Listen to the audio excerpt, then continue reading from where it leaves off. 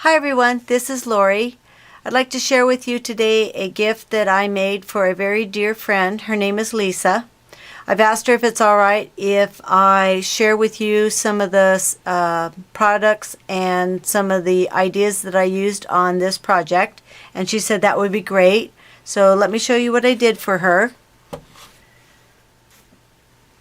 She likes vintage stuff just like I do. She collects a lot of really beautiful antiques, and so I wanted to try to create something that would fit with her decor and the things that she loves to collect. And so what I started with here was a wooden box. Let me just tip it up and you can see it's just a wooden box that I first used my gesso and one of my templates, the 6x6 template. Look like I've put it in here backwards. I have. It's the one that looks like a bingo card, and created a texture on the sides. One here and that side. So I created a texture with the template and the gesso, and then coated it all with a brown craft paint, just a regular craft paint that you can pick up like at Joann's. And after that was completely dry, then I went ahead and used my Verde copper paint over the top of it. Kind of did a dry brush effect over it to kind of give it a shine and a copper look to the box, kind of give it an old look. Added some of the Tim Holtz Ideology legs at the corners, along with some old antique lace that I had, just kind of a embroidered type lace along the edge there. I adhered it all down with 3-in-1 glue. I like to use that. It seems to work well on everything else. I used a piece of cardstock on the back, on the very bottom, just to give it a really nice finished look. Okay, let me show you here what I've done on the front. I have taken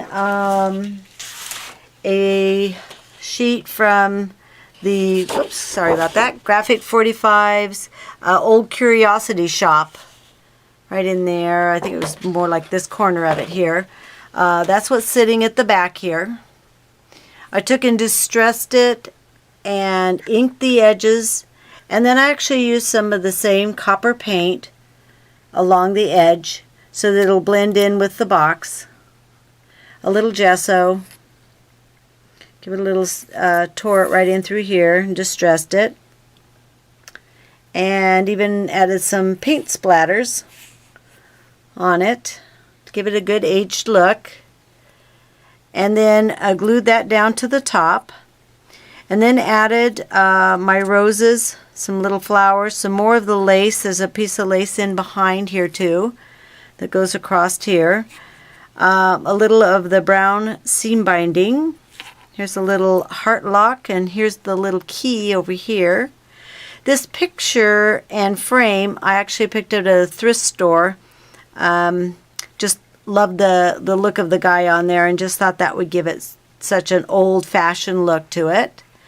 Down along in here, and there's another one right behind the flowers you can't quite see, I carry a copper sheet material in my Artfire store, and this can be embossed. It can be run through your dies, can easily be cut with scissors.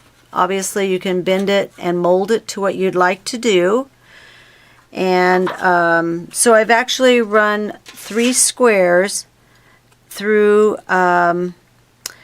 some of my embossing folders that I have, so it actually has 3 different patterns on it. There's some little lace back in here, a little brown ribbon to kind of set the lace off so that you could see it back in here. I found this really cool old spoon. It's an old looking vintage collector's spoon, and added that to it. Again, a few of the little copper, I made some little copper hearts. I don't know if you can see them in there, little copper hearts, punched out just with a punch, and added those in there. Die cut butterfly that I then painted with the copper paint. Another little heart right in here. It's kind of neat to work with this copper sheet because you can mold it, you can run it through your embossers, and I just think there's going to be a lot of fun uses for it. I'm going to experiment and try a bunch of other ideas with it. So for the inside of it, open that up for you.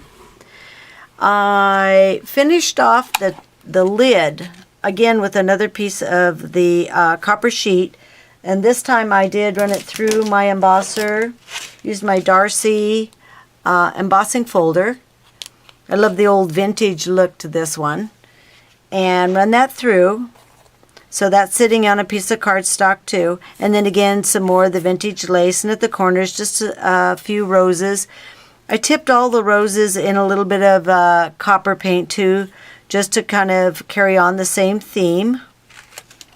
And then the bottom is just, again, a piece of cardstock. There's a little copper going around the edges. Just kind of blend it all in. So this was a really fun project to do, and I think Lisa is going to like it. I think it's going to go with her decor. Thanks for letting me share it with you. Bye.